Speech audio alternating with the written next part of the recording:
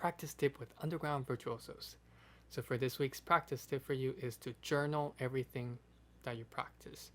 Specifically, for example, like, oh, I just worked on this concerto, and from section A to section B, I really worked on the intonation of my second finger because it's always a little high, so I pay attention to lowering my second finger.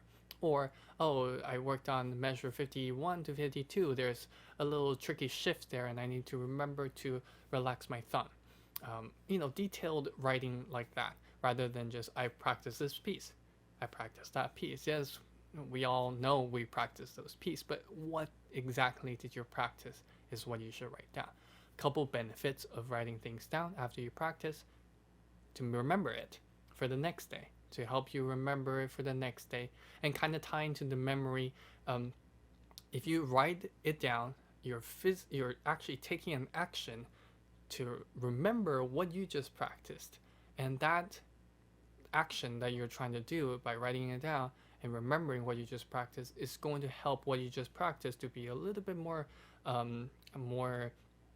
permanent, where it will stick to you, so that the next day you come back, you're gonna still in a way remember it, rather than just I packed my instrument away and now I don't think about anything anymore of what I practiced for the day.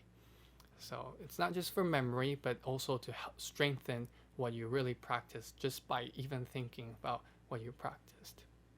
Okay, and sometimes maybe you want to go back and look at your own progress and what you have worked on, and see if you have um, improved over time. So maybe a month later, you go back and you see, oh, I was working on this a month ago. Has it improved a month later?